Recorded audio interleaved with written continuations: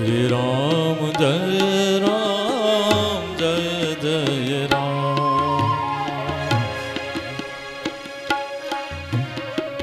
શ્રી રામ હે રામ જય જય રામ. શ્રી રામ જય રામ જય જય રામ. શ્રી રામ જય રામ જય જય રામ. શ્રી રામ જય રામ જય જય રામ. શ્રી રામ જય રામ જય જય રામ. શ્રી રામ જય રામ જય જય રામ. શ્રી રામ જય રામ જય જય રામ.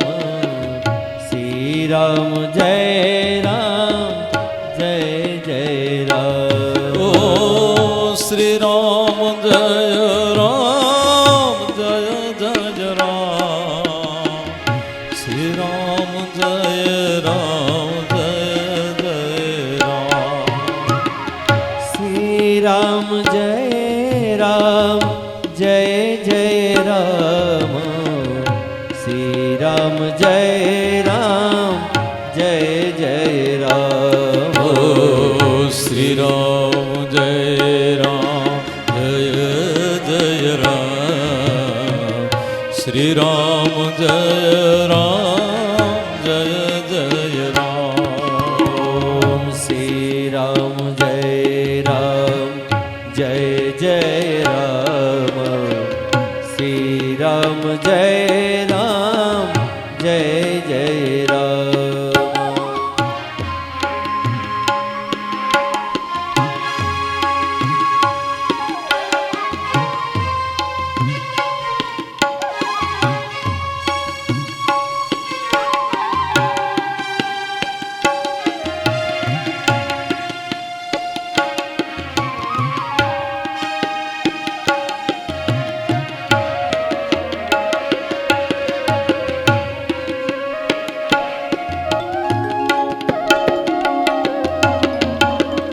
શ્રી રામ જય રામ જય જય રામ.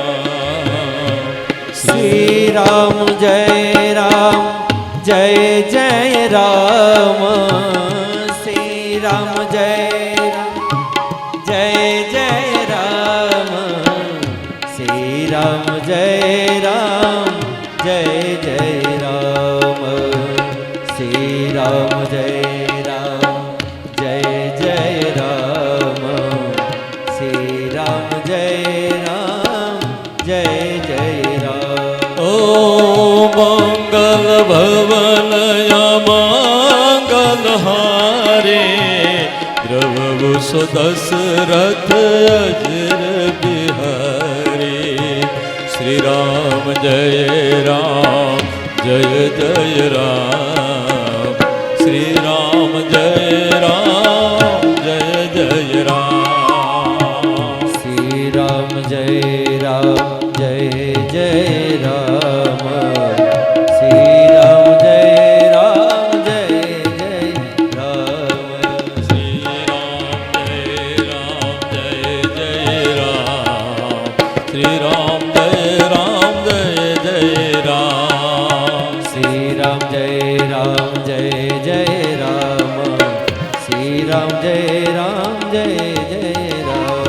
શ્રી રામ જય રામ જય જય રામ. શ્રી રામ જય રામ જય જય રામ. જય રામ જય જય રામ. શ્રી રામ જય રામ જય જય રામ. શ્રી રામ જય રામ જય જય રામ. શ્રી રામ જય રામ જય જય રામ. જય રામ જય જય રામ. શ્રી રામ જય રામ જય જય રામ. શ્રી રામ જય રામ જય જય રામ. શ્રી રામ જય રામ જય જય રામ. રામ જય રામ જય જય રામ. શ્રી રામ જય રામ જય જય રામ.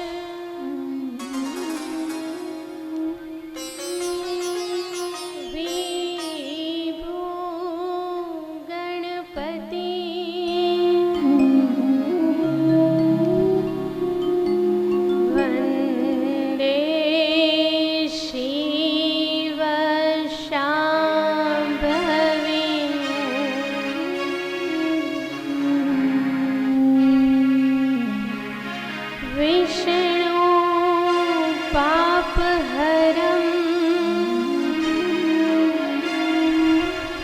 सदा सुखकरं सूर्य सदा लोहितं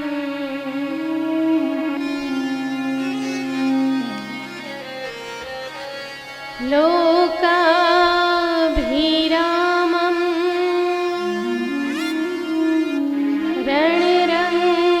रणरङ्गधीरं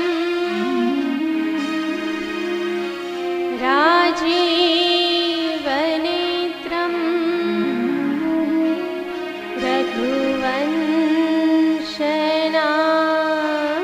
रघुवंशनाथम्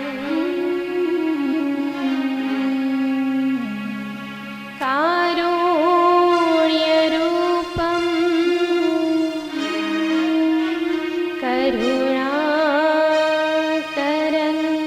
करुणाकरन्तम्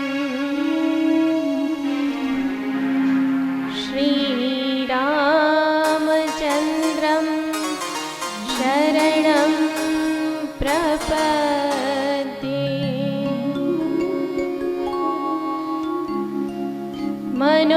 मनोजवं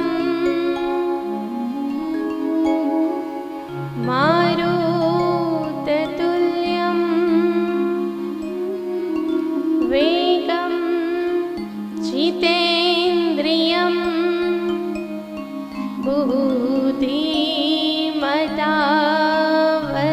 बुद्धिमतावरिष्ठम्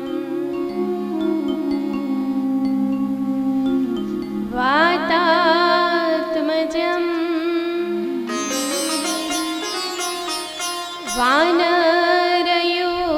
वानरयूथमुख्यं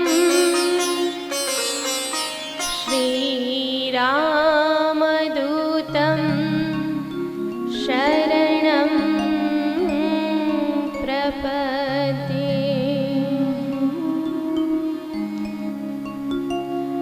श्री राम नाम आश्रय करिए राग यमन श्री राम जय जय राम श्री राम जय जय राम श्री राम जय जय राम श्री राम जय जय राम श्री राम जय जय राम श्री राम जय जय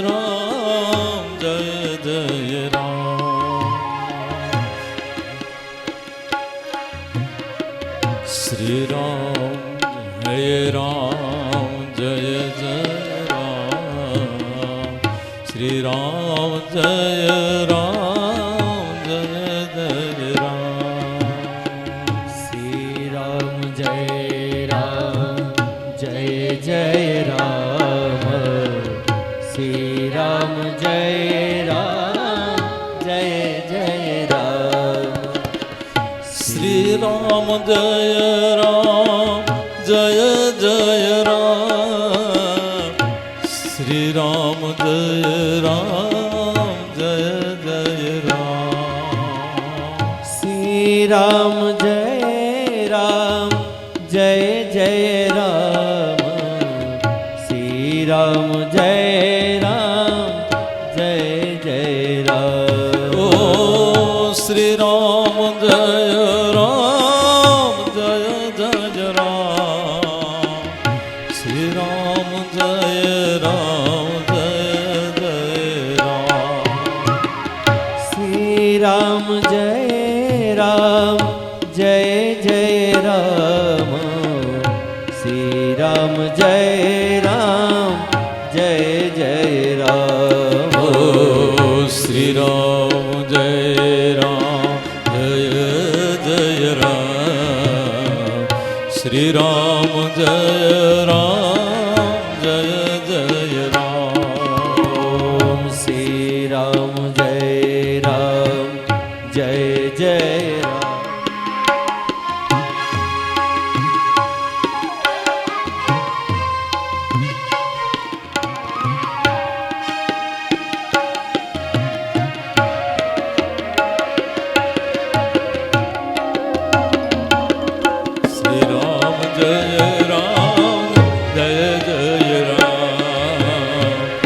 શ્રી રામ જય રામ જય જય રામ શ્રી રામ જય રામ જય જય રામ શ્રી રામ જય રામ જય જય રામ શ્રી રામ જય રામ જય જય રામ શ્રી રામ જય રામ જય જય રામ ઓ મંગલ ભવનયા મંગલ હારે દ્રવુ સુદશરથ અજર બિહારી શ્રી રામ જય રામ જય જય રામ શ્રી રામ જય રામ જય જય રામ શ્રી રામ જય રામ જય જય રામ શ્રી રામ જય રામ જય જય રામ શ્રી રામ જય રામ જય જય રામ શ્રી રામ જય રામ જય જય રામ શ્રી રામ જય રામ જય જય રામ શ્રી રામ જય રામ જય જય રામ શ્રી રામ જય રામ જય જય રામ શ્રી રામ જય રામ જય જય રામ જય રામ જય જય રામ શ્રી રામ જય રામ જય જય રામ શ્રી રામ જય રામ જય જય રામ શ્રી રામ જય રામ જય જય રામ જય રામ જય જય રામ શ્રી રામ જય રામ જય જય રામ શ્રી રામ જય રામ જય જય રામ શ્રી રામ જય રામ જય જય રામ રામ જય રામ જય જય રામ શ્રી રામ જય રામ જય જય રામ શ્રી રામ જય રામ જય જય રામ શ્રી રામ જય રામ જય જય રામ શ્રી રામ જય રામ જય જય રામ ગજાનન મહારાજ રાજ કી જય હનુમાનજી મહારાજ મહારાજ કી જય રામચંદ્ર ભગવાન કી જય કૃષ્ણ કનૈયા લાલ કી જય દેવાધિદેવ મહાદેવ કી જય જગત જનની જગદંબે માત માત કી જય દરિયા દેવની જય રાંદલ માત માત કી કી જય રામદેવ પીર મહારાજ મહારાજ કી જય अपने अपने गुरुदेव કી જય चेतन समाधि वाले मंगलपुरी બાપુની જય ओम नमः पार्वती पते हर हर महादेव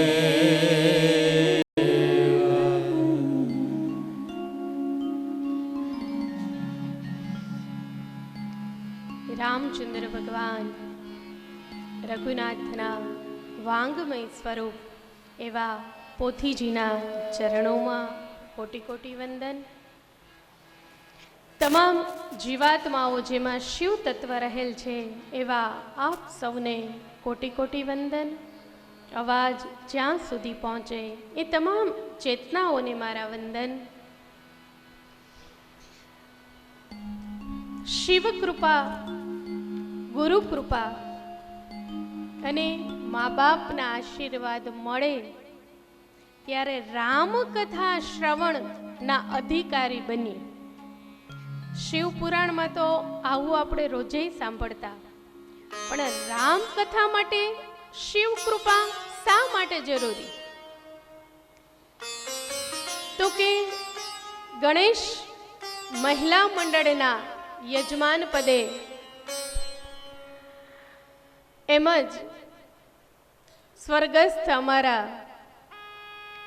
તમારી સામે જે તસવીરમાં છે ને અત્યાર સુધી જે પ્રત્યક્ષ હરેક કથાઓમાં જેમની હાજરી હોય એવા અમારા હીરાલાલ મસાણી, એમને આ કથા યાદ અને સ્મૃતિમાં આપણે અર્પણ કરીએ.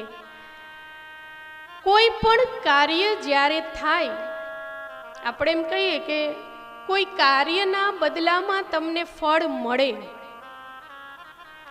પણ પ્રભુનું કાર્ય જ્યારે તમારા હાથે થાય તો સમજવું કે તમે કાંઈક કૃપાપાત્ર હોય તો જ ભગવાનનું કાર્ય થાય.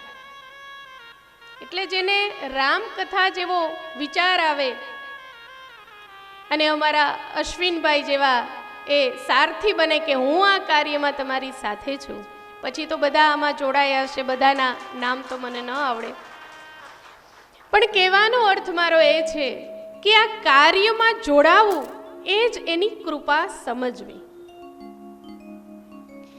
આથી મોટી કૃપા કઈ હોઈ શકે કે કળિયુગની અંદર પણ તમારે બધાને પોતપોતાનો સંસાર છે, પોતાના કાર્ય છે, પણ આ નાની અમથી જિંદગીમાં ક્યારે કોનું આયુષ્ય ખૂટી જાય. કારણ કે હું તો 6 વર્ષથી આ સમાજ સાથે જોડાયેલી છું. જે પહેલી કથામાં હોય બીજીમાં ન હોય, બીજીમાં હોય ત્રીજીમાં ન હોય, એવું નથી કે નહીં જ હોય, પણ એ જે આનંદ તમે આ કથામાં કરો છો એ બીજી કથામાં આ જ આનંદ હોય નહીં. આજનો દિવસ તમે જેવો અનુભવો છો, આવતીકાલનો કાં તો એનાથી સારો હોય કાં તો એનાથી ખરાબ હોઈ શકે, પણ એના જેવો તો હોઈ શકે નહીં. એટલે આપણે બહેનો સત્સંગમાં ગીત ગાઈએ કે આજની ઘડી છે રડી આમણી. જે વર્તમાન છે એ જ સૌથી શ્રેષ્ઠ છે. એટલે ભગવાન રામની કૃપા હોય ત્યારે જ આ આખો અવસર ને આમાં આપણે બધા જોડાઈ શકીએ. પણ આજ પહેલો દિવસ છે એટલે થોડું ઘણું સમયમાં આડાવડું, અમારા માઇક સિસ્ટમ આમાં એ બધામાં થોડું ઘણું આડાવડું રહે, પણ આવતીકાલથી આપણો 3 થી 6 નો જે સમય છે એમાં આપણે ચોક્કસ રહીશું. કારણ કે એક ઘડી આધી ઘડી, આધી में पुनी आद, तुलसी संगत साधु की हरे कोटि अपराध. અડધી ઘડી પણ જો સત્સંગ થઈ જાય તો કોટી માને કરોડો, તો કરોડો પણ તમારા પાપ ગુનાઓ હોય માફ થઈ જાય, અને હરે કોટી અપરાધ. સત્સંગની અડધી ક્ષણ પણ મહત્વની છે.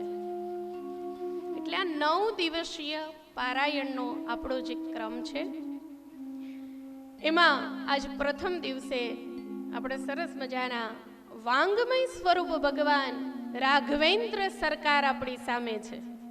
આ બધી સરકારો તો આ જોઈને કાલ બદલીએ જાય, પણ આ તો મારી રાઘવેન્દ્ર સરકાર છે કે જે આટલા યુગો પહેલા થયા, પણ આજે તમે રામ બોલો તો આપણને એવું જ લાગે કે જાણે આજે જ રામનવમી છે. આ 2025માં આપણે જોયું કે કેટલા બધા ઉત્સવો અને ઘરે ઘરે ગીત સંભળાય, આપણે બધાએ ગાયા મેરે ઘર રામ આએંગે, કેવડા ઉત્સવો થયા. એટલે આટલું જૂનું હોવા છતાંય રામ કે રામનું નામ એ ક્યારેય જૂનું લાગે નહીં. શા માટે? તો કે પરબ્રહ્મ પરમાત્મા છે.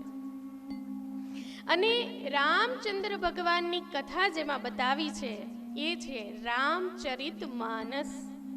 9 દિવસ આપણે જેના ઉપર ચર્ચા કરીશું, જેની કથા ગાઈશું, એ રામચરિત માનસ એવો શબ્દ બતાવ્યો છે. કૃષ્ણ સાથે જોડાય એને લીલા કહેવાય, પણ રામ સાથે જોડાય તો એને ચરિત્ર કહેવાય. ચરિત્ર અને લીલામાં ફરક શું? તો કે ભગવાન કૃષ્ણ અવતારમાં જે કરી એ બધી લીલા રામાવતારમાં પણ કરી છે.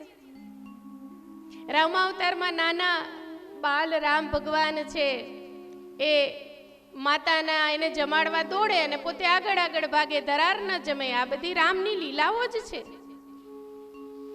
પણ રામ છે એ મર્યાદા પુરુષોત્તમ છે, અને મર્યાદા ચરિત્રની સાથે જોડાય. લીલામાં ક્યાંય મર્યાદા હોય નહીં, મર્યાદા હોય તો લીલા થાય નહીં. ઘણા નહીં કહેતા કે અમારો ઈષ્ટ તો કૃષ્ણ છે ને અમારા કૃષ્ણને આટલી બધી પટરાણી હોય તો અમે એકની કદાચ બે કરી લઈ તો વાંધો શું, પણ ઈ કૃષ્ણ છે, આપણાથી એકેય ન સચવાય હે. અને 1108 પટરાણી પણ ભગવાને કરીએ લીલા છે. ભગવાન કે એમ કરાય, પણ ભગવાન કરે ને એવું ન કરાય. ભગવાન કે એવું કરાય, પણ ભગવાન કરે એવું ન કરાય. એ તો પરમાત્મા છે ને તમે ને હું પામર જીવ છીએ. પણ જ્યારે એ જ વિષ્ણુ રામ બનીને આવે છે ત્યારે એની સાથે ચરિત્રનો મહિમા છે. પણ આ બે શબ્દો ચરિત્ર અને લીલા એમાં શું જુદું ગણી શકાય? તો કે એકવાર રામચંદ્ર ભગવાન માં સીતાજીની સાથે જ્યારે વનવાસ દરમિયાન લક્ષ્મણ કોઈ કામ અર્થે બહાર ગયા છે, દૂર ગયા છે, માં સીતાજી બેઠા છે ને રામચંદ્ર ભગવાન એના માટે બાજુમાંથી કોઈ ફૂલ વીણી એક વેણી તૈયાર કરી અને માં સીતાના માથામાં એ વેણી લગાડે છે. એવામાં ઇન્દ્રનો પુત્ર જયંત આ દ્રશ્ય જુએ છે. હવે આને પરબ્રહ્મ પરમાત્મા કેમ કહેવા કે જે પત્ની માટે વેણી બનાવીને પહેરાવતો હોય? આ ભગવાન થોડી હોય. એટલે જયંતે ઇન્દ્રનો પુત્ર છે અને ઇન્દ્ર તો બધા દેવોનો રાજા ગણાય. એટલે જેનો બાપ પદ ઉપર બેઠો હોય એના બાળકોને સ્વયં એવું લાગવા માંડે કે અમે કાંઈક છીએ. સરપંચનો દીકરો હોય ને તો બે વેત અધાર જ હાલે, તમને ખબર મારો બાપ કોણ છે? એમાં જયંતને પણ એવું થયું કે આ થોડો ભગવાન હોય. એટલે એને કાગડાનું સ્વરૂપ લીધું અને માં સીતાજીના પગમાં આવી અને એમ ચાંચ મારી. એટલે સ્વાભાવિક માતાજી તો બહુ કોમળ છે, લોહી નીકળ્યું અને થોડું દર્દ થયું. એટલે ભગવાન રામે આખી ઘટના જોઈ અને અવકાશમાં જોયું કે કાગડો બનેલો જયંતે આ કૃત્ય કર્યું છે. એટલે દર્ભ એટલે સમજો ને સાવ ઘાસનું નાનકડું તણકલું. એટલે જમીન ઉપરથી ઉપાડ્યું અને ધનુષના પેલા ફણા ઉપર એ દર્ભને જરાક આમ મૂકી અને આમ અવકાશમાં છોડ્યું. જયંત ડરનો માર્યો ભાગે છે કે આ મને મારી નાખશે, મને મારી નાખશે. હવે બીક લાગી અને આપણે કર્મ કરી લીધા પછી જ ડરીએ છીએ, કરવા ટાણે બીતા નથી. બીજાનું ખરાબ કરવામાં, ખરાબ બોલવામાં એમાં આપણને ડર ન લાગે, પણ થઈ ગયા પછી પરિણામનો વિચાર આવે ત્યારે ડર લાગે. પછી તો જયંત આગળ છે અને કાગડાનું સ્વરૂપ લીધું છે અને પાછળ ભગવાનનો દર્ભ જાય છે. જયંત ઊભું જાય તો દર્ભ પણ ઊભી જાય. પછી પહેલા વહેલા બ્રહ્માજી પાસે ગયો કે હવે મને આનાથી બચાવો, ભગવાન મને મારશે અને ક્યાંક મને હાનિ પહોંચાડશે તો. એટલે બ્રહ્માજીએ કીધું કે ભાઈ જેની તે ભૂલ કરી હોય ક્ષમા ન્યા મંગાય, એટલે મારું આમાં કંઈ ન આવે, હું ન રોકી શકું. પછી મહાદેવ પાસે ગયા એટલે મહાદેવે એ જ વાત કરી કે ભાઈ તું ઇન્દ્રનો દીકરો ભલે હોય પણ આમાં અમારું કંઈ ન ચાલે, જેને બાણ છોડ્યું હોય એની પાસે જા. પછી તો એમ કરતા કરતા એના પિતાજી પાસે ગયો. એના પિતાજીએ એ જ સલાહ આપી કે મને તારા કરતા ગાદી વધારે વાલી છે. જો હવે રામની વિરુદ્ધ જાઓ અને દેવો પણ મારી વિરુદ્ધ ચાલે તો આ જગ્યા મારે છોડવી પડે. એટલે તું તારું ભાઈ તારું કરેલું છે, તું તારું ભોગવ. પછી એમ કરતું નીકળે છે, એમાં નારદજી મળે છે અને નારદજી એટલે સત્સંગી માણસ. એટલે નારદજી મળ્યા કે આમ દોડતો ક્યાં જાય છે? તો કે ભાઈ આવી રીતે આખી ઘટના બની, મને કોઈ બચાવતું નથી. એટલે નારદજીએ પણ એ જ કહ્યું કે તું નાહકનો ડરે છે, જેની ભૂલ કરી હોય ને ન્યા જવાય. આપણી સોય જે જગ્યાએ ખોવાણી હોય ન્યા ગોતાય. કઈ બસ સ્ટેન્ડમાં અંજવાળું હોય તો સોય ન્યા ગોતવા જવાય નહીં, તો જ્યાં ખોવાણી છે ન્યા જવાય. એટલે તે જેની ભૂલ કરી છે એની પાસે જા, એ તો બહુ દયાળુ છે. પછી તો જયંત ત્યાં જાય છે, ભગવાનની ક્ષમા માંગે છે. રામાયણમાં કથા બતાવી છે કે ભગવાન એની એક આંખ ફોડી પણ ફોડી એવો શબ્દ નથી. એક આંખ છે એ શબ્દોનો કહેવાનો અર્થ એ છે કે ભગવાને ઘણીવાર તમારે બાણ વિંધું હોય ને તો આમ એક આંખ ત્રાસી કરવી પડે, એટલે એક આંખે આમ અરખું દેખાય. એટલે ધ્યાન કેન્દ્રિત કરવાની શક્તિ એ ભગવાને એને આપી. અને એક આંખ ફોડીનો અર્થ એવો પણ સમજવો કે ભગવાને એને શિક્ષા કરી અને સમજાવ્યો. તો આ જે ભગવાન માથામાં વેણી નાખતા હતા એ ભગવાનની લીલા હતી. અને ભગવાને જ્યારે એનું અસલ સ્વરૂપ બતાવ્યું, દર્ભથી પેલો બીવા મંડ્યો, એ ભગવાનનું ચરિત્ર છે. એટલે કહેવાનો અર્થ કે ભગવાનની લીલા પણ જુદી છે અને ભગવાનનું ચરિત્ર પણ જુદું છે. પણ આ બેયને જો તમે એક કરો કે અમારો કૃષ્ણ આમ કરે, અમારો કૃષ્ણ ચોરી કરે, પણ આપણે કરી શકીએ નહીં, કારણ કે ભગવાન કરે એ લીલા છે. અને રામચરિતમાનસમાં ભગવાન રામ માટે મર્યાદા પુરુષોત્તમ એવો શબ્દ છે, એટલે ચરિત ઉપર વધારે ભાર દેવામાં આવે છે. પણ આ ચરિત્રનો આધાર કોણ છે? તો કે માનસ. માનસ એટલે મન. આ રામાયણ છે એ શિવના મનમાંથી પ્રગટ થઈ, એટલે પણ રામચરિત માનસ એવું કહેવામાં આવે. અને જ્યારે તુલસીદાસજી આ કથા કહે છે, એ પોતાને સંભળાવે છે, પોતાના મનને, એટલે પણ રામચરિત માનસ એવું કહેવામાં આવે છે. પણ માનસ એટલે મન. તો કે તમારે ચરિત્ર જો પવિત્ર રાખવું હોય તો પેલા મનને કાબૂમાં કરવું પડે. આખા શરીરનો આધાર એ મન ઉપર છે. આપણને એવું થાય કે એવું કેમ? તો કે ભાઈ તમને આઈસ્ક્રીમ બહુ ભાવતું અને તમે રોજ જે જમો, તમને કોઈક રોજ એક ડબ્બી આપે તો ખાઈ જાઓ, તમને એટલી બધી પ્રિય હોય. પણ જ્યારે ઘરમાં કઈ તકલીફ થઈ હોય, પતિ પત્નીને ઝઘડો થયો હોય, અથવા તો દીકરાને મજા ન હોય, કોઈ આપણું અપમાન કર્યું હોય અને આપણે બહુ દુઃખી હોય, અને એવા સમયે તમારી સામે કોઈક આઈસ્ક્રીમના કપ લઈને આવે કે આ લ્યો ખાઓ, તો આપણે ખાઈએ? ન ખાઈએ. શું કામ? તો કે આજે મન નથી. એનો અર્થ એ છે કે હરેક વસ્તુના મૂળમાં મન જવાબદાર છે. આપણું મન નહીં હોય તો ગમે તેવી પ્રિય વસ્તુ પણ આપણને રુચિ આપશે નહીં.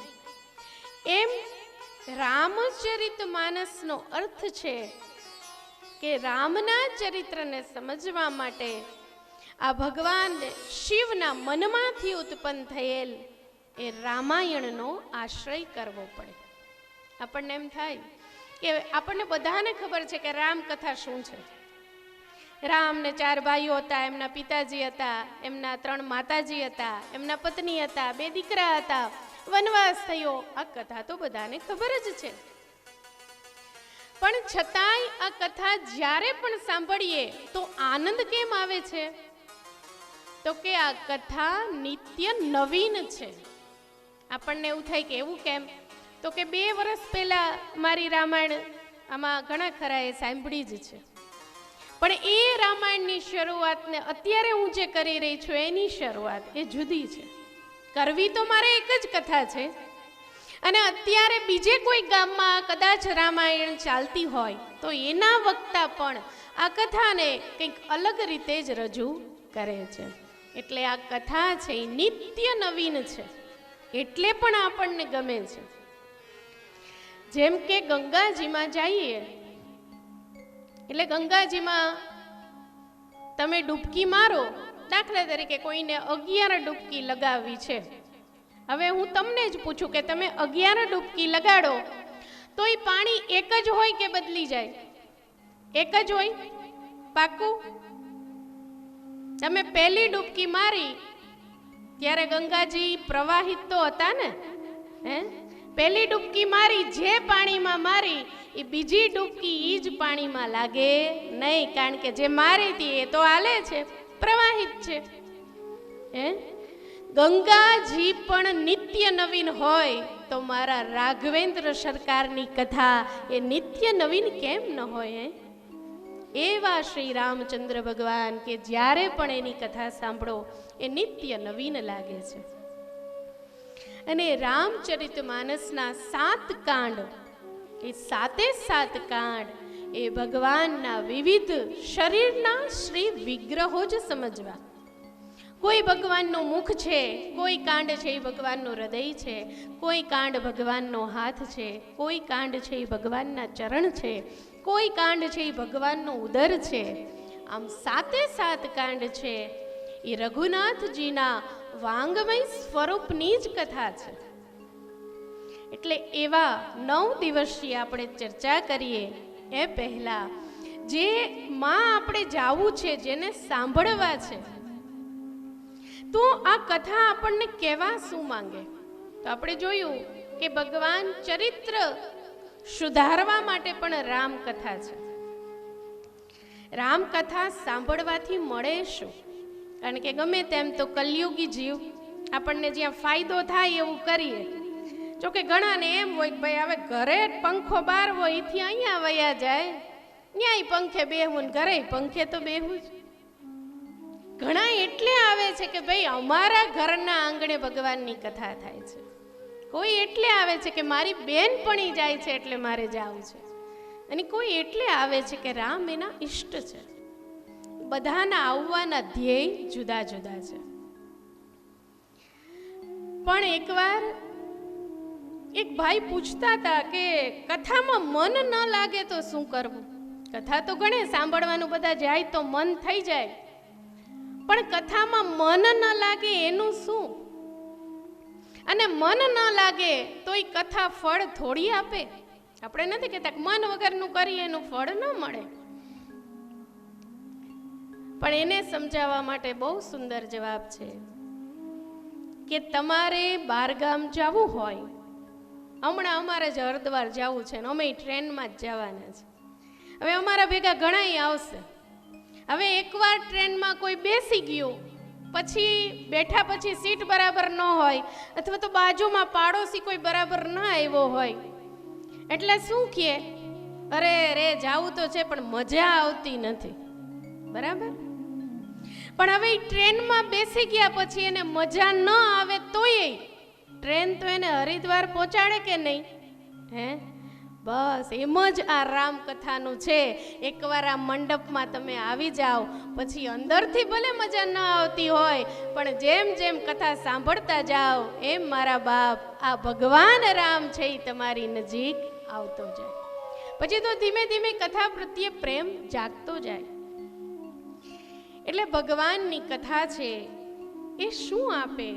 તો કે ભગવાનની કથા છે એ આપણને કુટુંબોમાં પ્રેમ આપતા શીખવાડે.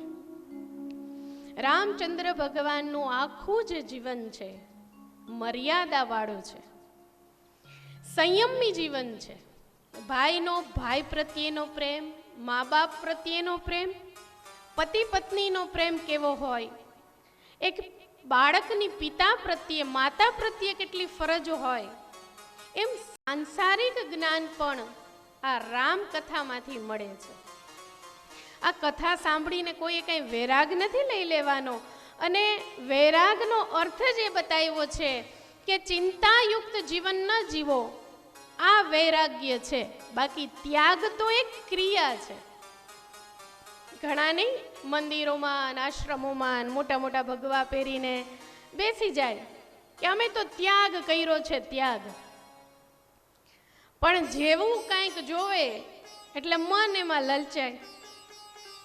એકવાર 2 સ્વામીજી હતા, એમાં એકે ત્યાગ કરી અને એવો નિયમ લીધો હતો કે હવે હું કોઈ દિવસ પૈસાને હાથ નહીં લગાડું. અને એનો બીજો મિત્ર હતો, એને સંન્યાસ લીધો હતો, પણ એને આવો કોઈ નિયમ રાખ્યો નહોતો. એટલે એક મોટા શેઠને ત્યાં લગ્ન પ્રસંગે બધા ગયા આશીર્વાદ દેવા. પછી આમ પંગત બેઠી છે અને પંગતની અંદર જમાઈ જાય, કારણ કે જયમાં પછી હાથમાં દક્ષિણા આપવી જોઈએ, તો જ તમારું એ જે માણસને તમે બોલાવ્યો હોય એ જમવાનું તો જ એ વધે. એટલે છેલ્લે આમે કવર આપતા આપતા પેલા ત્યાગી સંન્યાસી પાસે આવ્યા અને કવર આપવા ગયા. ઓલા સંન્યાસીનો મગજ વયો ગયો કે છેટું રાખો, હું પૈસાને હાથ નથી અડાડતો, લક્ષ્મીને હું અડતો નથી. એટલે બધાને દીધું, એમને ન દીધું. પછી એ જાવા જતો તો એટલે પેલા ત્યાગી સંન્યાસીએ રાડ નાખીને બોલાવ્યો કે અહીંયા આવ. તો કે મહારાજ તમે તો કંઈ લેતા નથી એટલે તમને ન આપ્યું. તો કે હું અડતો નથી પણ કપડામાં વીંટીને દેને તો હું લઈ લઈશ. આ ત્યાગ એ માત્ર ક્રિયા છે, વૈરાગ્ય નથી. પણ રામ કથા જો જીવનમાં ઉતરે તો વૈરાગ્ય એટલે શું? તો કે કોઈ વસ્તુ મળે એનો આનંદ પણ નહીં અને ન મળે એનું દુઃખ પણ નહીં. હર સ્થિતિમાં તમને આનંદ ઉપજે એ રામાયણ શીખવે છે. કારણ કે રામચંદ્ર ભગવાન અને સીતાજી જેવા પ્રેમથી એ દાંપત્ય પછી મહેલમાં રહેતા હતા એવા જ પ્રેમથી એ વનમાં પણ રહે છે. અને આપણે બહેનોને તો 100 ઈચ્છામાંથી 99 પૂરી કરે ને એક ન થાય ત્યાં તો અરે ભગવાન તારી યારે મેં ક્યાં કર્યા, મારે તો ડોક્ટર વકીલના માગા આવતા હતા. આ કથા ખરેખર એ જીવન સુધારવા માટેની જ કથા છે. આ કથાના મુખ્ય 4 શ્રોતા અને વક્તા છે. આ કથા પ્રથમ મહાદેવજીએ કહી છે. મહાદેવજી માંથી જ પ્રગટ થઈ છે. આ રામાયણ કોઈ લખી હોય તો પહેલા વહેલા મહાદેવે લખી છે. એટલે જ મેં શરૂઆતમાં કહ્યું કે શિવ કૃપા થાય, ગુરુ કૃપા થાય ત્યારે જ રામાયણ અથવા તો રામ એ શબ્દ તમે સાંભળી શકો. એટલે કોઈ તમને પૂછે કે રામાયણની પહેલી રચના કરનાર કોણ છે તો એ છે દેવાધિદેવ મહાદેવ. પણ મહાદેવ છે જ્ઞાનની પરાકાષ્ઠા છે, એટલે એને લાયક કોઈ શ્રોતા તો હોવો જોઈએ. એટલે મહાદેવે આ કથા પાર્વતીજીને કહી, પણ એનો લાભ કોઈ લઈ શક્યા નહીં. કૈલાશ ઉપર કથા મહાદેવ કરે ને પાર્વતીજી સાંભળે. પછી સમય વીતે છે. આ કથા છે કાગભૂષુંડી મહારાજ એ ગરુડને સંભળાવે છે. ત્યારે પણ આ 2 જ હતા એટલે આ કથાનો લાભ કોઈ વધારે માણસો લઈ શક્યા નહીં. પછી આ કથા ભારદ્વાજ મુનિ પ્રયાગ ક્ષેત્રની અંદર, હમણાં બહુ બધા પ્રયાગમાં જઈ આવ્યા છે, ઘણા ખરા આમાંથી ગયા હશે, ત્રિવેણીના કાંઠે. એટલે પ્રયાગની અંદર માધ્ય માસમાં સ્નાન કરીને બધા સંતો જતા હતા. પણ ભારદ્વાજજીનો ત્યાં આશ્રમ છે એટલે એને યાજ્ઞવલ્કને પ્રણામ કર્યા અને કહ્યું કે આપ ન જાઓ. પગ પકડી લીધા અને કહે છે કે મારે આ રામ કથા, આ રામ વિષયક 2 પ્રશ્ન છે એ તમને પૂછવા છે. એટલે ત્યારે પણ એ 2 જ હતા, બીજું કોઈ આ કથા સાંભળી નહીં. પણ ગોસ્વામી તુલસીદાસને એમ થયું કે રામ કથાનો પ્રચાર જોઈએ એવો નથી થયો અને એ બધાએ જે આ કથા કહી એ તો ઉચ્ચ ભાષામાં કરી છે, એ સામાન્ય માણસ એને સમજી શકે નહીં. તો આ કથા હવે જન સુધી પહોંચે અને શ્વાંત સુખાય. હું મારી જાતના સુખ માટે હવે હું આ કથા કહીશ. એટલે 4થી રચના તુલસીદાસજીએ કરી છે. આમ તો મૂળ વાલ્મીકી રામાયણ છે, પણ તુલસીકૃત રામાયણ છે એ ભક્તિ પ્રધાન રામાયણ છે, ભાવ પ્રધાન છે. વાલ્મીકી રામાયણમાં સતીનું એ પાછું જે અગ્નિમાં હોમાવું, જમીનમાં સમાઈ જવું, આવી બધી ઘટનાઓ મૂળ વાલ્મીકી રામાયણમાં નથી. પણ કહેવાનો અર્થ મારો એ છે કે તુલસીદાસજી છે એ ભાવ પ્રધાન છે. એટલે એની આખી રચનામાં ભાવ, ભક્તિ અને સમર્પણ, શરણાગતિનો ભાવ છે. એટલે એવા જ તુલસીકૃત રામાયણની ચર્ચા હવે આપણે 8 દિવસમાં કરીશું. આવતીકાલે શિવ વિવાહ, પરમ દિવસે રામ જન્મ, એના પછી રામ વિવાહ, આવા બધા પ્રસંગો નિત્ય એ 8 દિવસ આવતા રહેશે. પણ આ રામ કથા તમે જે સાંભળો છો એ શા માટે સાંભળવી? તો કે રામ કથા એટલા માટે પણ સાંભળવી કે રામ કથા, રામનું નામ એ મંગલ કરનારું છે, અને મંગળ થાય એ તો બધાને ગમે ને. એટલે રામાયણમાં ચોપાય છે, મંગલ ભવન અમંગલ હારી. મંગલ ભવન અમંગલ હારી, દ્રવહુ સો દશરથ અજીર બિહારી. મંગલ ભવન અમંગલ હારી, દ્રવહુ સો દશરથ અજીર બિહારી. ભગવાન રામનું નામ અને રામની કથા એ મંગલ કરનારી છે. અને આવા જ ભગવાન રામ આમ જોવો તો 2 જ અક્ષર થાય. રામ નામ મંગળ અને એની કથા મંગળ કરનારી શા માટે? તો કે જ્યારે ભગવાન શિવે કહી, કાગભૂષુંડી મહારાજે કહી, યાજ્ઞવલ્ક્યજીએ કહી, ત્યારે 1 કરોડથી પણ વધારે એ શ્લોકોમાં સંપાદિત હતી. અને આવડા મોટા મંત્રોની અંદર, કારણ કે ભગવાન શિવ બોલે, કારણ કે એ તો શબ્દોના દાતા છે. આ જગતમાં આપણે એમ કહીએ કે આમ જ કેમ થાય, તો શિવ પુરાણમાં લખ્યું છે કે જ્યારે તમે ક એવું બોલો ત્યારે એના તરંગ આમ થાય, એટલે ક આમ લખાય. અને ભગવાન શિવનું સ્વરૂપ છે એ પણ કક્કો ક ખ ગ ઘ જે છે એ સ્વર વ્યંજનો એ ભગવાન શિવમાંથી પ્રગટ થયા છે. એટલે આપણે એમ કહીએ કે શબ્દનો દાતા શિવ છે. વાણી, આ સંગીત, આ બધાનો દાતા શિવ. કેમ? તો કે જ્યારે ડમરૂનો નાદ કરે એમાંથી જ સંગીત અને શબ્દ પ્રગટ થાય. એટલે હવે જેને શબ્દ બનાવ્યા હોય એને કઈ મર્યાદા નડે ખરી? એટલે કરોડોથી પણ વધારે શબ્દોમાં એમને એ મંત્રોમાં આ રામાયણ કહ્યું. પણ બધા માટે એ સરળ ન બને.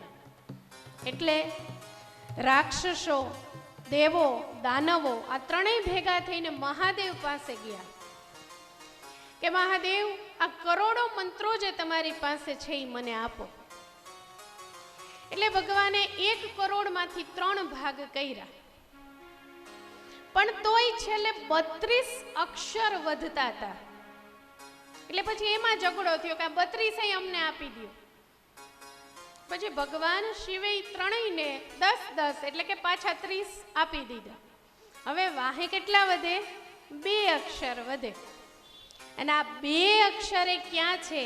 તો કે રામ. રામને મહામંત્ર એટલા માટે કીધો છે કે ઓના જેવું છે. ચાયણીમાં બેનો આપણે ઘઉં સાફ કરતા હોય, પછી એ કરતા કરતા સાફ કરીને બધો જ કચરો કાઢીને પછી છેલ્લે જે માલ વધે ને એકદમ પ્યોર હોય, એમ 1 કરોડ મંત્રો દાન કરતા કરતા ભગવાને એની પાસે 2 જ બચાવ્યા. એ 2 અક્ષર છે રામ.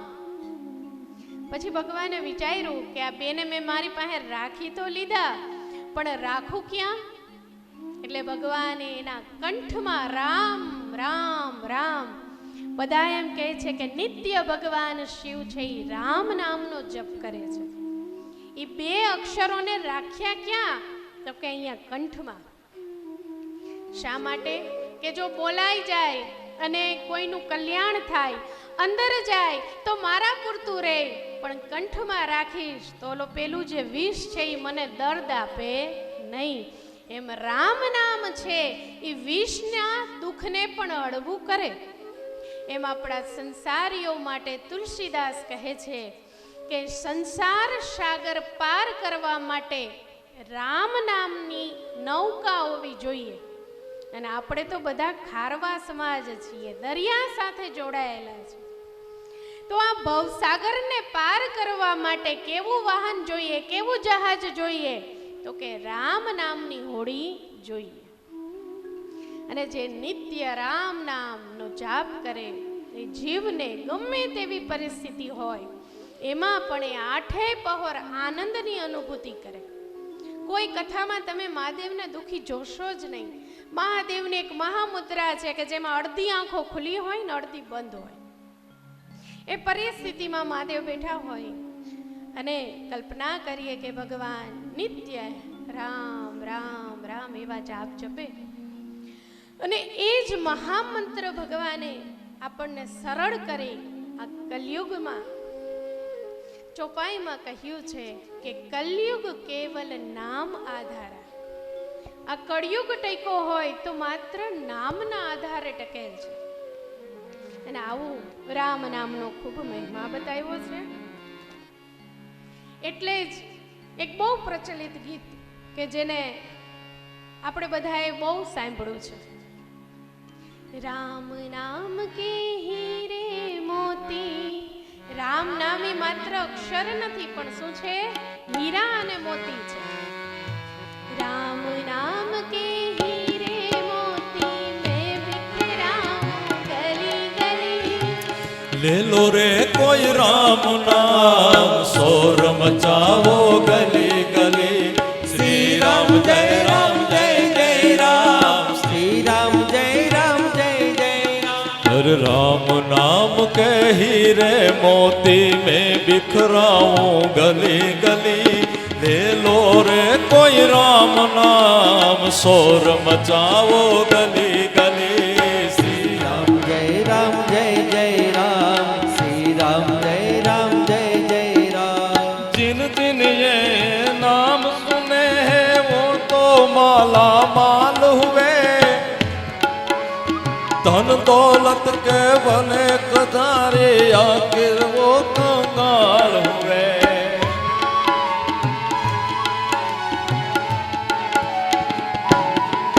अरे मत भूलो तुम राम नाम को, मत भूलो तुम राम नाम को. शोर मचाओ गली गली.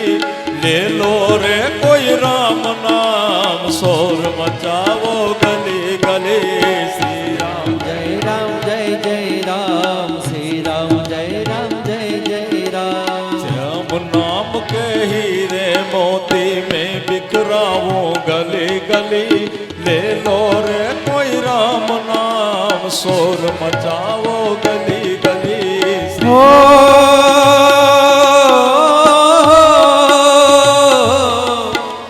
माया के दीवानों सुन लो, माया के दीवानों, माया के दीवानों सुन लो. एक दिन ऐसा आएगा धन जो बन और माल खजाना यहीं पड़ा रह जाएगा. श्री राम जय राम जय जय राम, श्री राम जय राम जय जय राम. माया के दीवानों सुन लो, एक दिन ऐसा आएगा धन जो बन और माल खजाना यहीं पड़ा रह जाएगा. सुंदर काया मिट्टी होगी,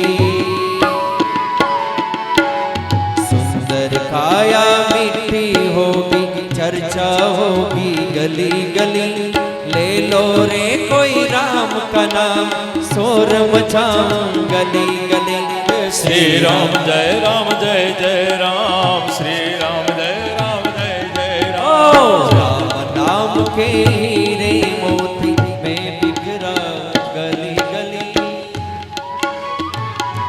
રામનું નામ राम नाम के हीरे मोती में बिखरा गली गली. ले लो रे कोई राम का नाम, शोर मचाऊं गली गली. श्री राम जय राम जय जय राम, श्री राम जय राम जय जय राम, श्री राम जय राम जय जय राम, श्री राम जय राम जय जय राम.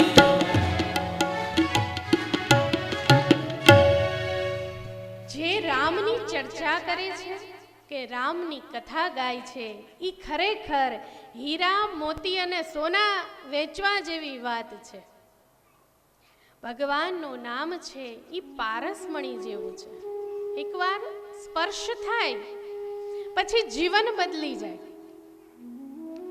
કારણ કે આ કથામાં નિત્ય આપણે જોઈએ કે સીતા જેવા રાજકન્યા,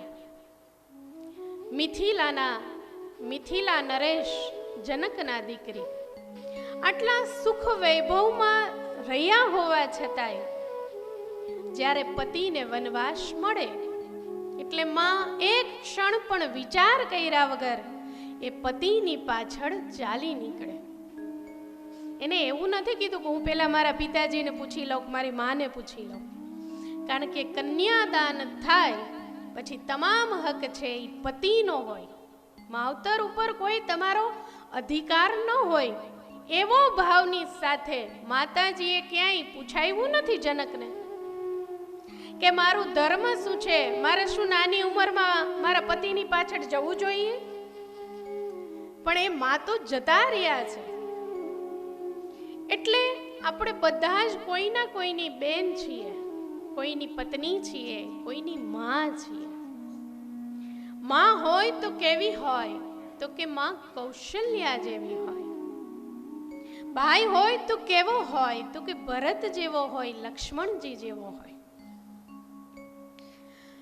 અને પતિ, ભાઈ કે શિષ્યના રૂપમાં રામચંદ્ર ભગવાનના કોઈ પણ સ્વરૂપને જોઈ લઈએ, ક્યાંય પણ રામચંદ્ર ભગવાન ઊણા ઉતરતા નથી. એ જ્યારે રાજા બને છે ત્યારે પત્નીને ત્યાગી અને આગળ વધવાની હિંમત પણ રામમાં છે.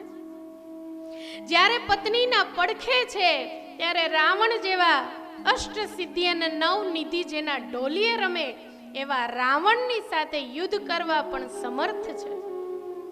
એટલે કોઈ પણ સ્વરૂપમાં રામ હોય તો એ પોતાનું 100% આપે. સંસારી જીવો માટે બીજા કોઈ ગ્રંથોનો આશ્રય થાય કે ન થાય, પણ આપણે રામાયણનો આશ્રય તો ચોક્કસ કરવો જોઈએ. કારણ કે જીવનમાં જીવી જાણીએ એ જ મહત્વનું છે. આપણા મૈરા પછી 10 જણા આપણી પાછળ રડે એવું જીવન જીવી જવું જોઈએ. બાકી તો હજુ આપણે જ્ઞાન ન હોય ને 10 જણા રાજી થાય, નડતો મટ્યો, તો આ જિંદગી જીવવાનો કોઈ અર્થ રહેતો નથી.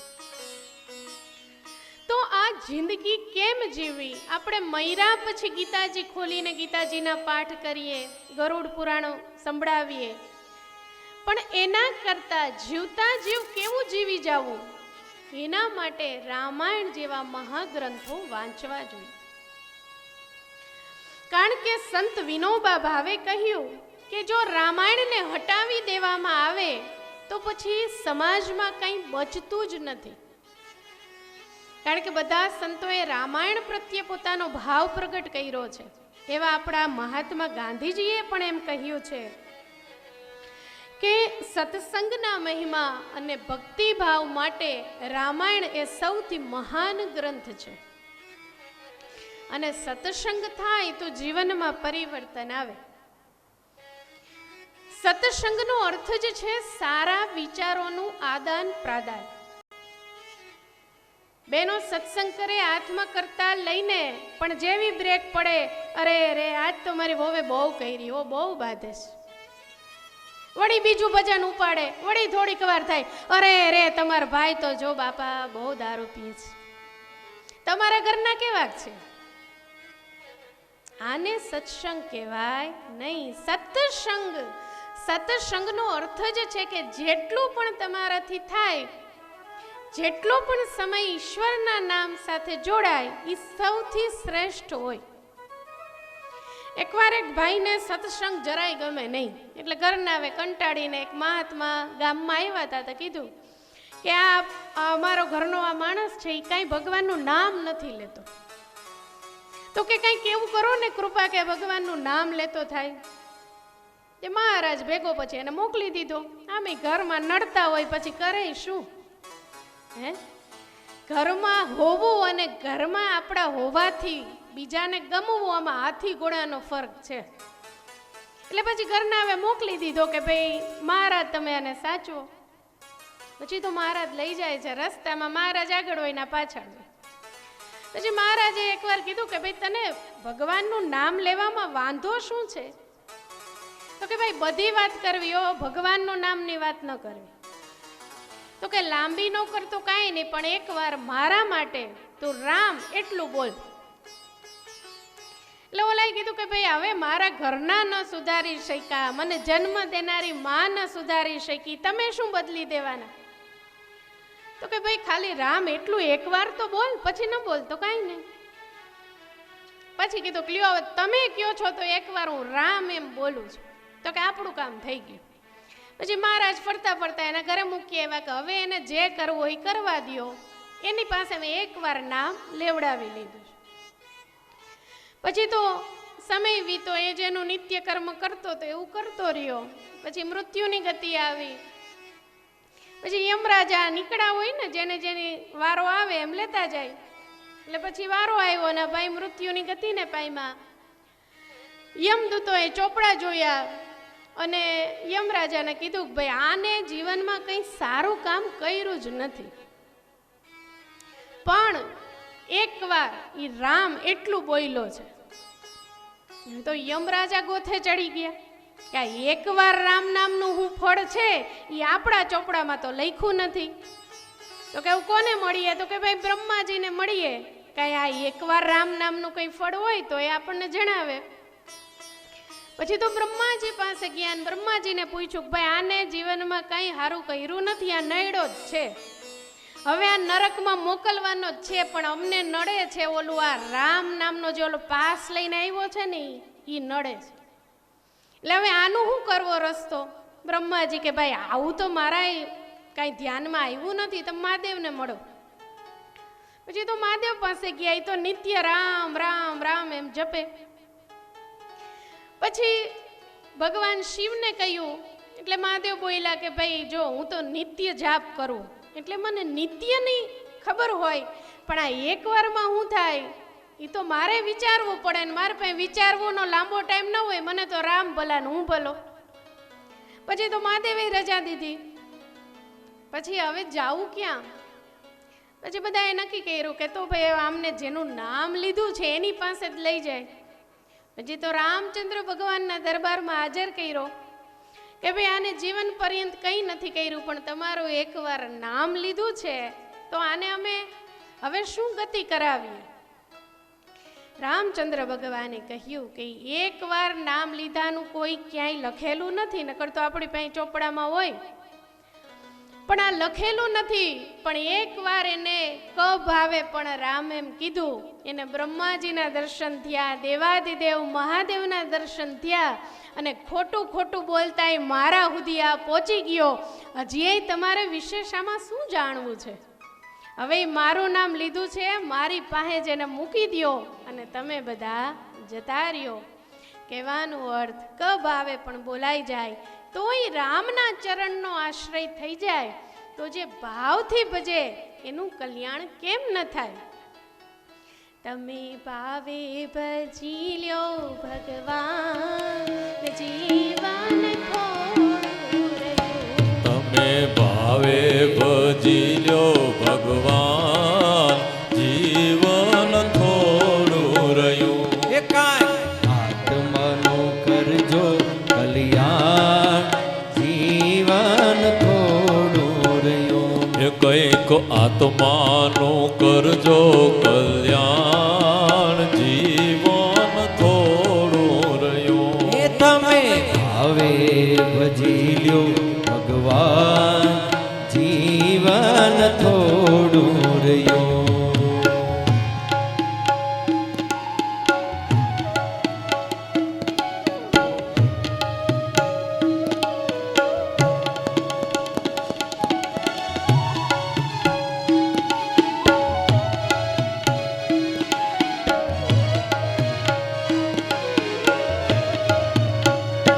બાળપણને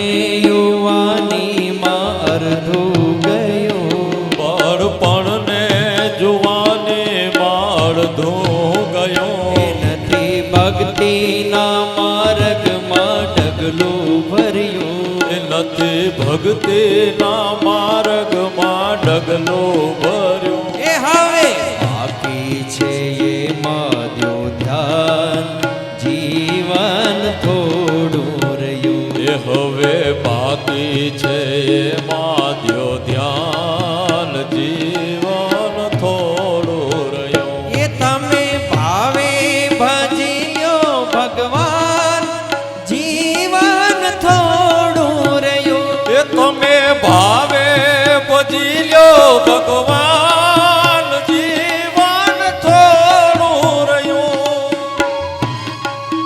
ભગવાનને ભજવા માટે ભાવ જોઈએ, દ્રવ્યની જરૂર નથી. ભગવાનને ભજવા માટે ભાવ જોઈએ, પણ આપણે સંસારીઓ ભગવાનને ભજવા માટે દ્રવ્યને આગળ કરીએ છીએ. મંદિરોમાં જાય તો પૂજાપાનું મહત્વ આપીએ છીએ, પણ દર્શનમાં ધ્યાન આપતા નથી. કોઈ પૂછે મંદિરમાંથી બહાર નીકળીને કે ભગવાનના વાઘા કેવા હતા, ભગવાનનો શણગાર કેવો હતો, તો આપણને એ યાદ ન હોય, પણ મેં શું ધરાવ્યું, બાજુવાળી આવી હતી તો એને શું ધરાવ્યું, કોણે રૂપિયો ધર્યો, કોણે 11 રૂપિયા ધર્યા, આ આપણને બહુ યાદ હોય. પછી ગઢપણમાં ગોવિંદ ગવાશે નહીં. પછી ગઢપણમાં ગોવિંદ ભજાશે નહીં. લોભ વૈભવને ધનને તજાશે નહીં. લોભ વૈભવને ધનને તજાશે નહીં. એ બનો આજથી પ્રભુમાં મસ્તાન, જીવન થોડું રહ્યું. એ બનો આજથી પ્રભુમાં મસ્તાન, જીવન થોડું રહ્યું. એ તમે ભાવે ભજી લ્યો ભગવાન, જીવન થોડું રહ્યું. એ તમે ભાવે ભજી લ્યો ભગવાન, જીવન થોડું રહ્યું. ભગવાનને ભાવથી યાદ કરો, ત્યારે ત્યારે ભગવાન છે એ દર્શન દેવા આવે. કહેવાય કે આ કથા નોખા નોખા સમયે નોખા નોખા વક્તાઓ દ્વારા કહેવામાં આવી છે, પણ ગોસ્વામી તુલસીદાસજીના રામાયણનો મુખ્ય આશ્રય કરી આપણે આ 9 દિવસીય ચર્ચા કરીશું. આમ તો મેં ડોંગરેજી મહારાજ, વાલ્મીકી રામાયણ, તુલસીકૃત રામાયણ અને એ ઉપરાંત પણ આનંદ રામાયણ, બૃહદ રામાયણ, આવા અનેકો રામાયણો છે, પણ સૌથી વધારે ઘરે ઘરે ગવાતી રામાયણ છે એ ગોસ્વામીજીની એટલે કે તુલસીકૃત રામાયણ છે. પણ ભગવાનના ગુણાનુવાદ ગાવાનો અવસર અથવા તો આ રચના કઈ રીતે શક્ય બની, મને પોતાને ગોસ્વામીજીના જીવન કવનની ચર્ચા કરવી મને પોતાને બહુ ગમે, એટલે થોડીક એ આશ્રય કરી અને પછી આપણે આવતીકાલથી વિસ્તારથી રામાયણની ચર્ચા કરીશું. પણ આજે આપણે આવ્યા મોડા એટલે થોડીક સમય તમારો પણ હું વધારે લઈશ. હું કહેતી કે બાકી હરેક કથામાં તમે મારી રાહ જોતા હોય 3 વાગે. આજે મને એવું થયું કે મારો રાઘવેન્દ્ર સરકાર આવે છે એટલે મેં તમારી અડધી કલાક રાહ જોઈ કે મારા લાલાને આવવા માટેનો જે સમય છે એમાં હું એની રાહ જોઈને બેસું. આ કથા એટલા માટે પણ વધારે પ્રિય બને કે શિવને રામ બહુ વાલા છે અને શિવ મારા ઈષ્ટ છે, એટલે મારા ઈષ્ટને જે વાલું હોય એ સ્વાભાવિક મને વિશેષ વાલું હોય. તમને તમારો ધણી ગમતો હોય તો સાસુ ન ગમતી હોય તો એ સ્વીકારો ને, કારણ કે ધણીને ગમે છે. એમ મારો ધણી મહાદેવ છે ને એને રામ વાલા છે, એટલે મારે પણ રામની કથા મને પ્રિય વધારે હોય. અને એવા તુલસીજીના જીવનમાં, ગોસ્વામીજીના જીવનમાં તો કે યમુના કિનારે દુબે પૂર્વા એવું ગામ છે. રઘુનાથ મિશ્ર નામના એક બ્રાહ્મણ છે. હુલસી દેવી નામની એમની માં છે. સામાન્ય બાળકો 9 થી 10 મહિને જન્મ લઈ લે, પણ આ બાળક માતાના ગર્ભમાં 12 થી 13, 14 મહિના સુધી પણ બહાર આવવાનું નામ લેતા નથી. પછી બહુ સમય થયો અને બહુ પીડાથી પ્રસૂતા થઈ. બાળક જન્મ લે છે, દીકરો, મોઢામાં બધા દાંત છે અને છોકરું જન્મતા રડે, પણ આ રામ એવું બોલી અને આ બાળક જન્મ લે છે. એટલે એ વખતે તો બધા બહેનોને શંકા પડી કે આવો ક્યાંય દીકરો હોય? એક તો આ જન્મ લેવામાં રાહ જોવડાવી, જન્મતાની સાથે દાંત છે, આ તો કોઈ રાક્ષસ જન્મ લીધો છે. આપણા મનમાં ન હોય પણ આજુબાજુવાળા ઘુસાડી દે. એટલે પિતાના મનમાં એવું થયું કે આ બાળક ખરેખર એવી વૃત્તિનો હશે, પણ માનો જીવ છે ને એ તો એવું ન માને. પણ એટલા સમયે પ્રસૂતા થઈ અને એની માનો પણ હવે જીવ બચવો એવું લાગ્યું કે અશક્ય છે. એટલે 3 દિવસ થયા. હવે બધા બહેનોને એવું લાગ્યું, દાયણ જે હોય એમને પણ લાગ્યું કે હવે માં છે એ લાંબુ જીવી નહીં શકે. એટલે હુલસા દેવીને કહેવામાં આવ્યું કે તમે હવે લાંબુ નહીં જીવી શકો. એટલે એની એક દાસી હતી, એ દાસીને થોડાક પૈસા આપ્યા, વસ્તુ આપી અને પોતાનો બાળક આપીને કહ્યું કે હવે તું આજથી આનું ધ્યાન રાખજે. બદલામાં ઘણું બધું આપ્યું, ધન વૈભવ. પછી તો એમની જે દાસી હતી એનું નામ ચુનિયા હતું, એટલે એમને લઈને ગઈ. એના સાસુની સાથે રહેતી હતી, દૂર ગામમાં જતી રહી. આ બાજુ એ બાળકની સગીમાં છે, 3જા દિવસે મૃત્યુની ગતિને પામી. પછી કોઈ નવી ગાય વાછડાને જન્મ આપ્યો હોય, એનું જે પહેલું દૂધ હોય એનાથી આનું ભરણ પોષણ આ બાળકનું થતું હતું. પણ ચુનિયા જે એને સાચવે છે, સંજોગો વશાત એને પણ સર્પદંશ થાય અને આ ચુનિયા પણ મરી ગઈ. મેં તો ગામના દ્રઢ વિશ્વાસ બેસી ગયો કે આ છોકરો છે ને એ જ કંઈક ખરાબ કર્મવાળો છે, કે માને મારી નાખી, સાચવતી હતી એને મારી નાખી. હવે જો આપણે એનું ધ્યાન રાખશું કે એને જમાડશું તો આપણે મરી જશું. નાનું એવું બાળક છે પણ એને કોઈ જમાડે નહીં, કોઈ રોટલો ન આપે. રામ નામ જીવનમાં પ્રવેશે એ પેલા દુઃખ તો આવે. પછી ગામના આવે એને કોઈ નામે ન આપ્યું, કારણ કે માં જેવું વાલ તો કોણ કરે. એટલે ગામના આવે એનું નામ પાડ્યું, બોલો રામ બોલો બાળક છે ને એને કોઈ જમવાનું ન આપતા, જો આપશો તો તમે મરી જશો. પછી તો કૂતરા રખડતા હોય ને એને કોઈ રોટલો નાખ્યો હોય એમાંથી બાળક જમી લે.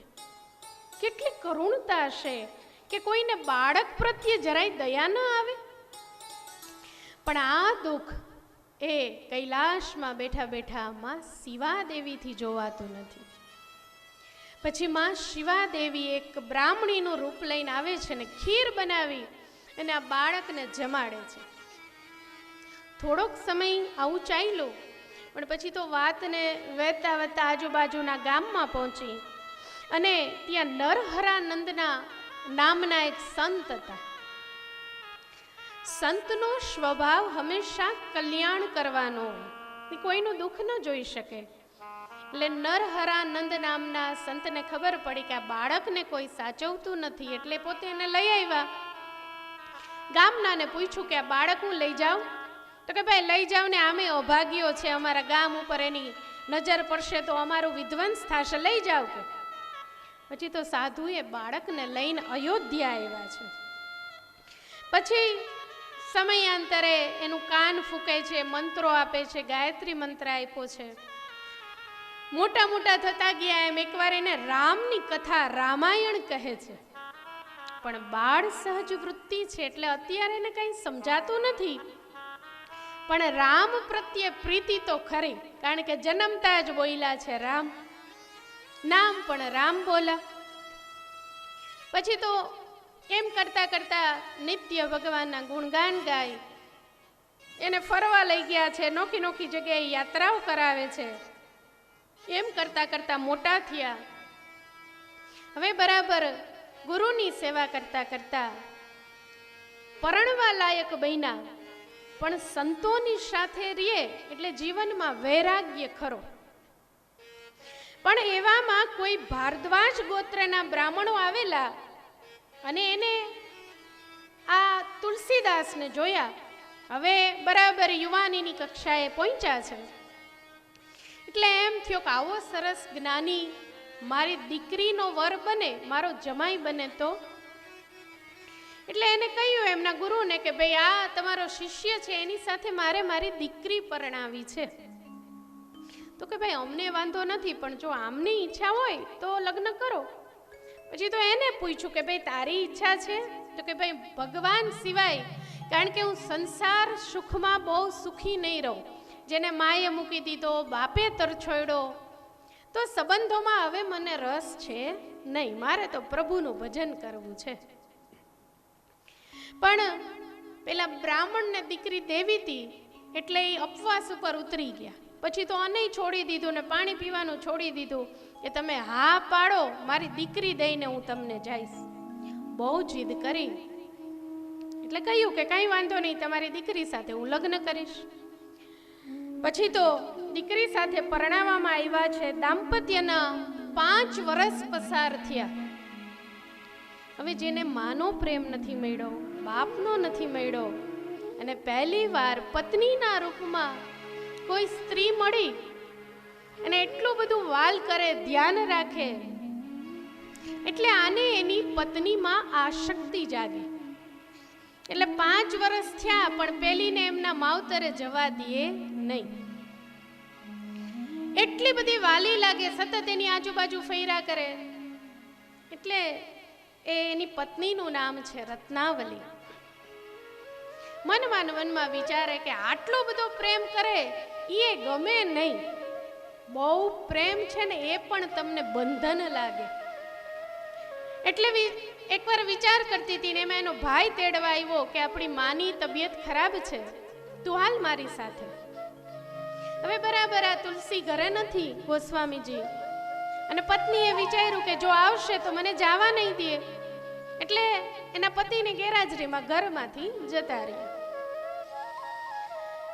એમના માવતરે હજી તો એ પહોંચી જ રહ્યા છે, આ બાજુ એ પાછા ફર્યા, પોતાની પત્નીને ન જોઈ. એટલે આજુબાજુ વાળાએ કીધું કે એમના માવતરે ગઈ છે, એટલે તૈયાર થયા. બરાબર બહુ વરસાદ છે, વરસાદના કારણે અંધારું છે, અને નદી ગામમાં જે જવા માટેનો રસ્તો છે એ બંધ થઈ ગયો છે. પણ પત્નીને એમને પામવા માટેનું એટલી બધી લગની છે કે જટ હું એમની પાસે પહોંચી જાઉં. એટલે નદીના બાઢમાં કોઈ માણસ ડૂબી ગયું છે, એનું સબ તરતું જાય છે. એ સબને પોતે હોડી સમજી લીધી, નૌકા સમજી લીધી, અને એ સબ ઉપર પોતે બેસી અને સામા કાંઠે જાય છે. 2 માળનું મકાન છે, બીજા માળે પત્નીનો ઓરડો છે, પણ પહોંચવા કોઈ માધ્યમ નથી. પણ પાણીને હિસાબે એક સરપ છે, એ દિવાલનો આશ્રય કરીને ત્યાં લટકાણો છે. એ સર્પને દોરડું સમજી લીધું અને અંધારામાં આમ કરતા કરતા પત્નીના જે ઓરડો છે એમાં પ્રવેશ કરે છે. પત્નીએ કહ્યું કે આટલી અડધી રાત્રે મને મળવા, મા બાપને ખબર પડે તો શું વિચારે, તમારાથી રાહ ન જોવાણી, એક દિવસે ન જાડવા તમે. અને માં શબ્દોના બાણ મારે છે કે લાજ ન લાગત આપુ કો, લાજ માને શરમ, લાજ ન લાગત આપુ કો, દોવરે આયે હું સાથ, દોડતા દોડતા આવ્યા. ધિક ધિક એસે પ્રેમ કો કહા કહો મેં નાથ, ધિકાર છે તમારા આવા પ્રેમને, હું કોને જઈને કહું. અસ્થિ ચરમમય દેહ, મારું જે શરીર છે કેનું ભરેલું છે, અસ્થિ અને ચામડાનું, રુધિરનું ભરેલું છે. તામે જેસી પ્રીત, આ હાડકા ચામડા આ લોહી ઉપર તમને આટલી બધી પ્રીતિ છે. તૈસી જો શ્રી રામ મહે હોત ન તો ભવ ભીત, આટલી પ્રેમ જો તમને રામ પ્રત્યે હોત ને તો આ ભવો ભવના બંધન ન થાત. અને ક્યારેક એક ક્ષણ જો તમને કોઈ આવા સાચા શબ્દ કહી દે, વૈરાગ આમાંથી જ જન્મ લે. પત્નીએ ધિકાયરા અતિ પ્રેમમાં વિહવળ છે ને પત્નીના ધિક્કારતા હવે પોતાને જે અંદર પડેલું જ્ઞાન છે એ જાગે છે ને વિચાર્યું કે આને પ્રેમ કરું તો મારે સાંભળવું પડે, પણ મારા જગતના નાથને પ્રેમ કરું તો હું તરી જાઉં. આના માટે મેં આટલું બધું કર્યું, પણ એને મારા પ્રેમને ન જોયો અને એ મને ધિક્કારે છે. પછી તો કહેવાય કે એ જ ક્ષણે એ ઘર છોડીને જતા રહ્યા છે. પોતાનો ગૃહસ્થના કપડાં ત્યજી સંન્યાસી જીવન શરૂ કર્યું છે. એમ કરતા કરતા સમય પસાર થયો અને પોતાનું નિત્ય કર્મ સવારના સમય પ્રાતઃ સમય જીવન તુલસી દર્શન કરીને ગ્રંથ છે કાશીમાં, એમાં આ આખું એનું તુલસીદાસનું જીવન છે. પત્નીના એક વેણે એ બધું છોડીને નીકળી ગયા છે. અને પછી કહેવાય કે માં રત્નાવલી પણ એટલો જ પ્રેમ કરતા હતા, એટલે જેવા તુલસીદાસે આંગણું છોડ્યું ત્યાં તો માં પણ પોતાના દેહને છોડી દે છે. અમુક સ્ત્રી જીવનને સુધારવા માટે પણ આવે, એમાં માં રત્નાવલી છે એ તુલસીદાસને ગોસ્વામી તુલસીદાસ બનાવવા માટે આવી હતી. એટલે આટલું જ એનું કર્મ હતું. આપણે કહીએ છીએ કે માં કઈ કઈએ વનવાસ આપ્યો, પણ એવું નથી. માં કઈ કઈએ તો અપજસ લઈ અને રામનું કામ કર્યું છે. રામ જો અયોધ્યામાં રહેત તો રાવણ ન મરત, રાવણ ન મરત તો એ બે શિવના દૂત છે. તો માં સીતાને વનવાસ આતે કોઈ કામ ન થાત, અહલ્યાનો ઉદ્ધાર ન થાત, સબરીને રામ ન મળત, તો બધા કામ કરવાતા. એટલે અપજસ માં કઈ કઈએ લીધો છે. ભગવાનનું દૂત બનવું તો બહુ સહેલું છે, પણ અપજસ લેવો બહુ અઘરો છે. એટલે પત્ની તરીકે આવ્યા, ભગવાનનો સાક્ષાત્કાર કરાવ્યો છે. સમય વીતે છે, વીતતા વીતતા એકવાર વનમાં તુલસીદાસ નિત્ય ક્રમ પ્રમાણે શૌચ કરવા જાય. પાણીનો લોટો હોય, પાણી વધે, એ પછી એક બોરડીમાં નાખે. એ બોરડીને રોજ પાણી પાય. તે બોરડીના થડમાં એક પ્રેત હતો. ભૂત પિશાચ નિકટ નહીં આવે, મહાવીર જબ નામ સુનાવે. એટલે પ્રેતની પણ સૃષ્ટિ છે. એટલે એ બોરડીના થડમાં હતો, આ રોજ પાણી પાય એટલે પેલો તૃપ્ત થયો. એક દિવસ પ્રસન્ન થઈને કહ્યું કે માંગો, તમારે શું વરદાન જોઈએ? તો કે મારે તો રામને મળવું છે. પેલો પ્રેત હતો એ કે ભાઈ અમારું કામ નહીં, જો રામ મળ્યા હોત તો ભૂત થોડા થાત. રામ ન મળ્યા એટલે તો ભૂત થયા છે. તો કે ભાઈ તમે નિત્ય સત્સંગ કરો છો, રામની કથા ગાવ છો, ત્યારે હનુમાનજી આવે છે અને હનુમાનજીને પકડી લ્યો એટલે રામ મળી જાય. તો કે હનુમાનજીને પકડવા કેમ? તો કે તમે જ્યારે કથા શરૂ કરો ત્યારે સૌની પહેલા જે આવે અને સૌની છેલ્લે જે જાય ને એ હનુમાનજી છે. તો કે મારે ઓળખવા કેમ? તો કે ભાઈ એક વૃદ્ધ એક કોઢિયાનું રૂપ લઈને આવે છે, તમે એના પગ પકડી લેજો એટલે રામ મળી જશે. પછી તો તુલસીજીએ કથા કહેવાનું શરૂ કર્યું છે. આઈ હનુમંત બિરાજીએ કથા કહું મતિ અનુસાર, પ્રેમ સહિત ગાદી ધરો પધારો પવન કુમાર. કોઈ પણ કથા હનુમાનજી વગર ન હોય ને એમાં રામ કથા તો ક્યારેય નહીં. એવા હનુમાનજી મહારાજને પેલા આસન આપ્યું, કથાની શરૂઆત કરી. એક કોઢિયા રૂપે એક વૃદ્ધ આવે, હવની છેલ્લે બેસે, હવની પેલા આવે પણ બેસે છેલ્લે. અને આપણે તો એવું હોય કે 3:30-4 આવીએ ને બેસવું તો પાછી પેલી જ લાઈન. તમારી જગ્યાએ કોઈ બેઠા હોય તો બે ઠોહા મારતા જાય. આપણે મંદિરમાં જાય ભગવાનના દર્શન કરવા, પણ ધક્કોય જો કોઈનો લાગી જાય તો આપણો પીતો હલી જાય. પછી આપણે ભૂલી જાય કે આપણે ભગવાનના મંદિરમાં છીએ. એટલે પછી રામાયણની કથા શરૂ કરી, કથા પૂરી થઈ, બધા જતા રહ્યા. હનુમાનજી પણ જવા જતા હતા. તુલસીદાસે પગ પકડી લીધા છે કે મને રામચંદ્ર ભગવાનનું દર્શન કરાવો. હજી તો હનુમાનજી માનતા નથી. અરે ભાઈ, હું તો એક સામાન્ય માણસ છું, હું ક્યાંથી રામ મેળવી આપું? બહુ આજીજી કરી, બહુ પ્રાર્થના કરી.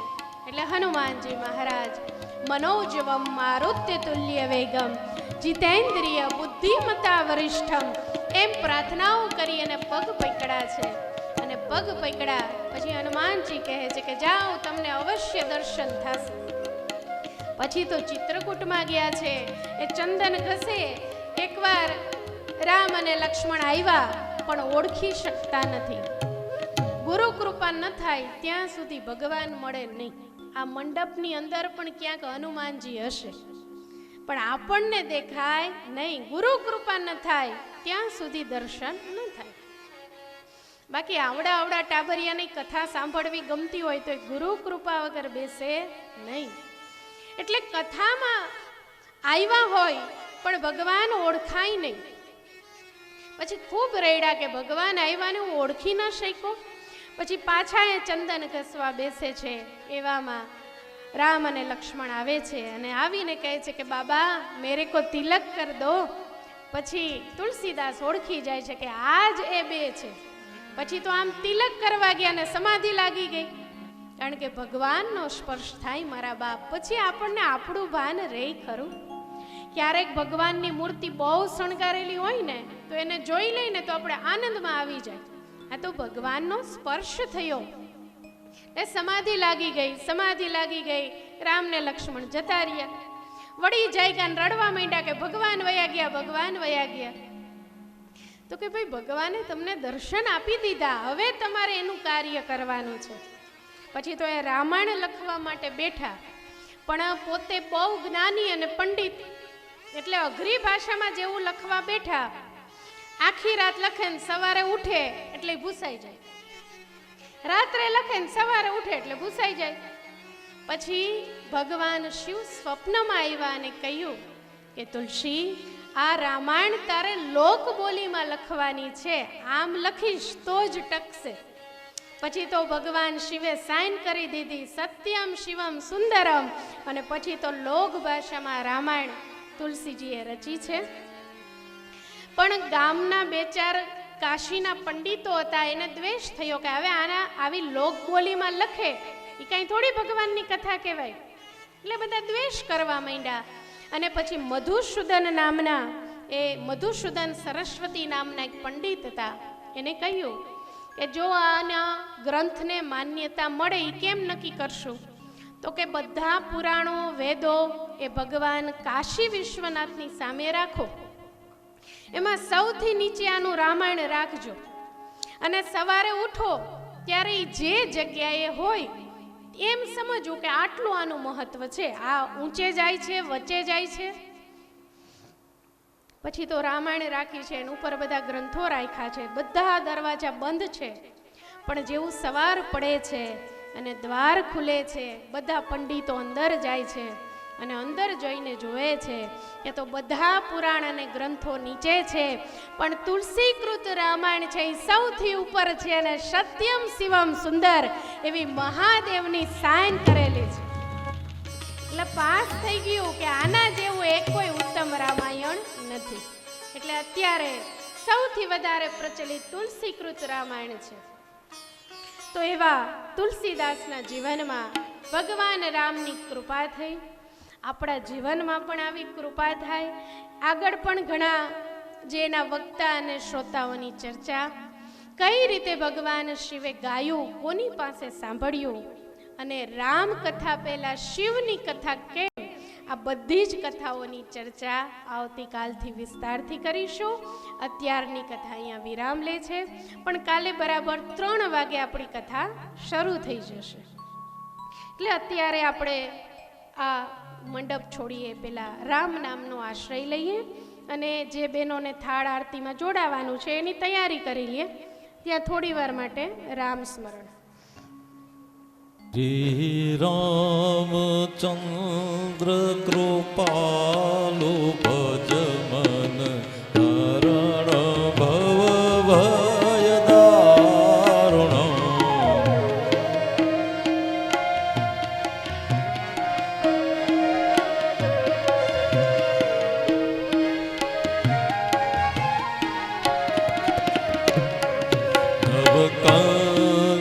લોચન કંજ મુખ કર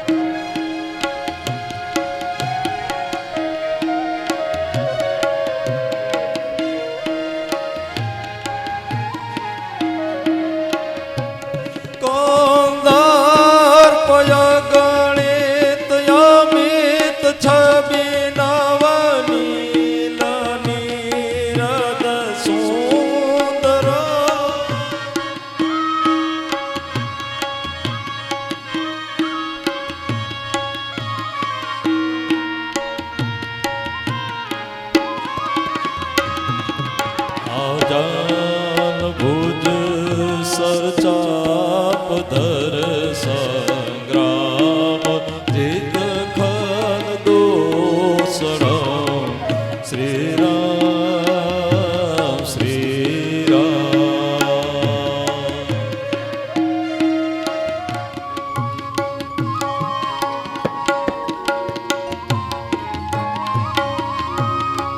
સિર મુકુટ કુંડલ તિલક ચરો પટ પીત માતા તડિત રુચિ ચોચિનો જનક સુતાવર શ્રી રામ શ્રી રામ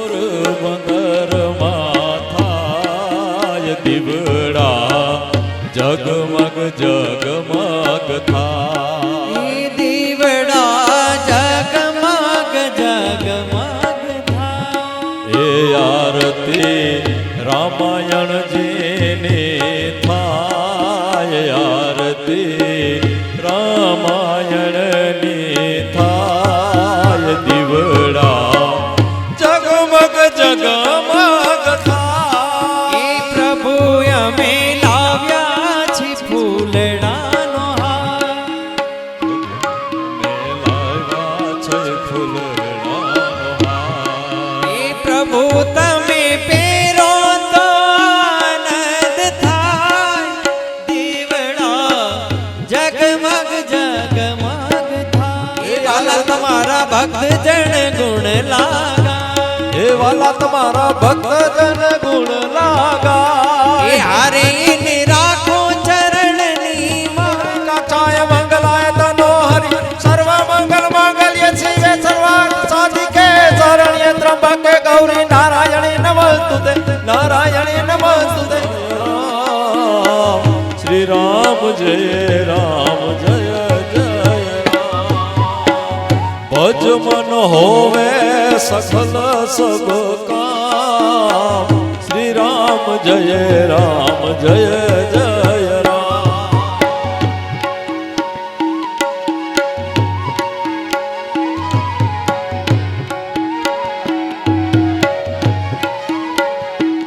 ઓ ભજ મન હોવે સફલ સબ કામ શ્રી રામ જય રામ જય જય રામ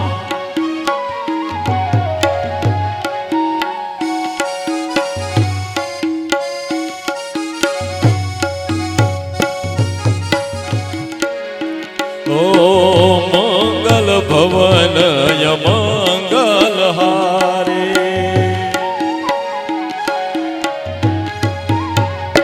ઓ મંગલ ભવન મંગલ હારે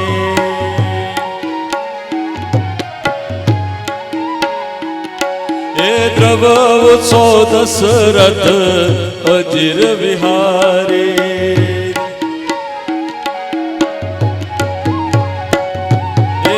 શ્રી રામ જય રામ જય જય રામ શ્રી રામ જય રામ